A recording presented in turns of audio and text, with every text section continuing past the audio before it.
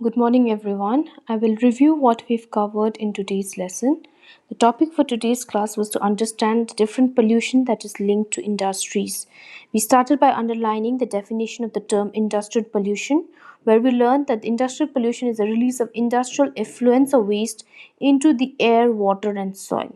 So that process of releasing of different harmful waste from industries, and when that harmful waste gets mixed up with air, water, and soil, that is what is termed as industrial pollution. Then we learned about the different factors that are responsible for air pollution or environmental degradation. The first factor we learned that it is because of unplanned industrial growth. When the planning of industries is not done properly and in an organized manner by the government, it can lead to environment being degrading, meaning the quality of the environment going down. When the industries grow at a rapid pace, at an unchecked and unplanned way. Second, we learned that because the government policies, if there are no strict government policies being imposed by government, such as fines being imposed on pollution being emitted, for waste being generated, then definitely it can really degrade our environment. Third, we learn about the inefficient waste disposal. If the disposal system, if the process of dumping waste is very inefficient, meaning not very standard and not done accurately and properly in an organized manner, that definitely environment can degrade. And then we learn that how use of the fourth point, outdated machineries by industries, can definitely add on to different kinds of pollution, especially the air pollution. When the factories don't have filter system or treatment facility, then definitely the use of outdated or obsolete machinery can also add to environmental degradation. Then there are different kind of pollution that industries are connected with, such as air, water, land, and noise. And definitely here we learn that how the situation is very alarming. If you see pictures all over the world and the pollution that are generated from industries, it's really a sad picture. And definitely we have to make sure that we come up with some kind of policies to implement so that the pollutions from the industries are checked. So then we learned about water pollution. We learned that water pollution is basically when water is polluted, when different impurities mixes with water and makes the water unfit for use. Then we learned about the different causes of water pollution.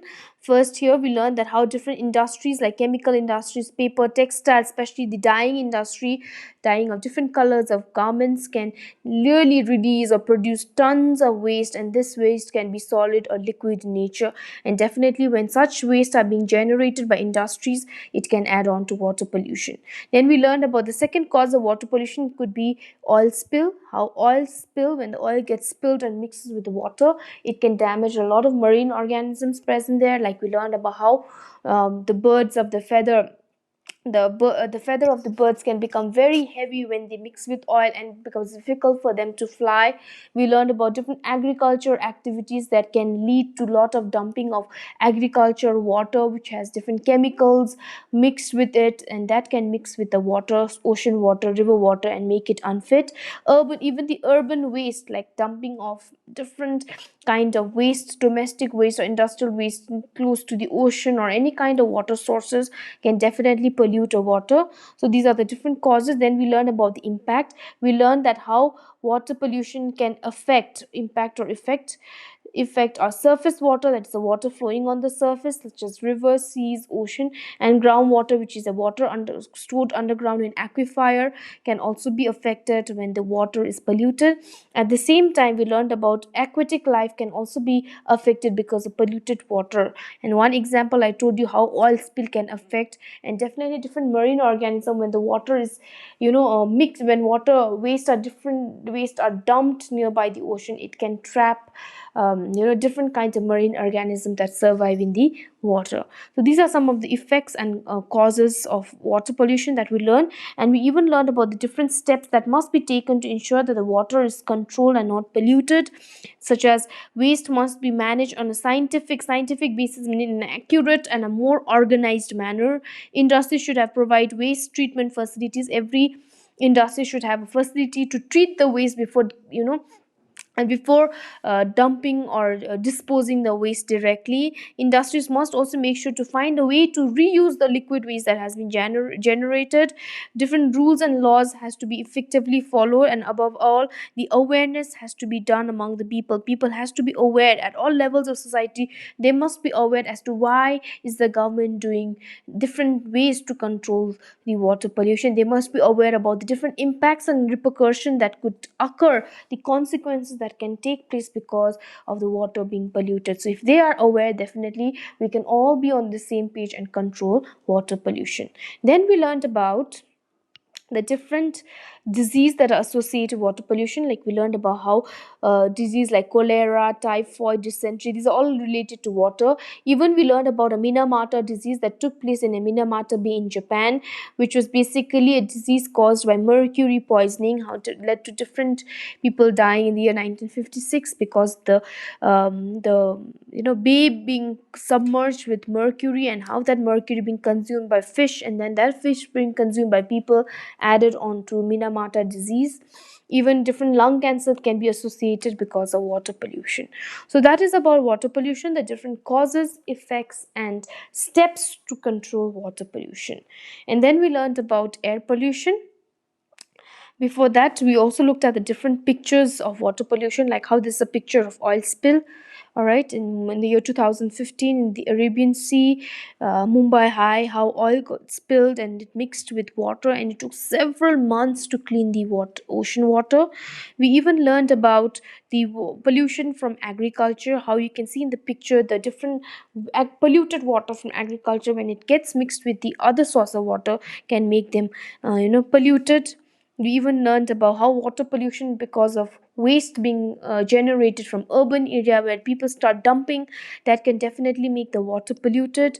How people start dumping, this is a picture of Mumbai where a man walks along the pile of garbage and you can imagine how what can happen when this garbage starts floating with the seawater, and how it get mixed and can affect the marine organism and even can make the water unfit for many different purpose. That's a picture how waste has to be controlled, and even aquatic life can be damaged when the waste starts mixing up with the water. And then the second thing that we learned, the second type of pollution that we learned in the today's class was what air pollution. In air pollution, we learn what is air pollution is the presence of toxic harmful gases in the atmosphere.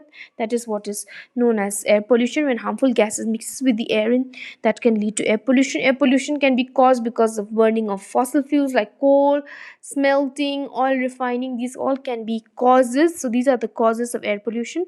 The different harmful pollutants are agents responsible for causing air to are nitrogen oxide, you have to know, sulfur dioxide, these two names, carbon monoxide, acid, these are all different harmful agents that can cause, that can trigger air to be polluted. And the effects, we learned about the different effects of air pollution. Air pollution can cause irritation of eyes, sore throat, dizziness, nausea, vomiting. These are all problems related to air being polluted. And sometimes when we are exposed to such air for a really long time, it can cause bronchitis, asthma, lung cancer, blockage of the respiratory system, which can ultimately damage your brain and kidneys. And the last portion that we learned was the different steps to look after or to control air pollution.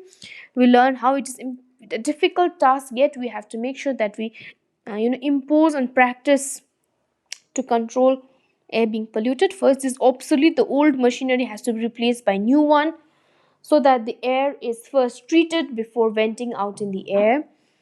The treatment plants should be installed. Every industry should have treatment plans so that the air is treated.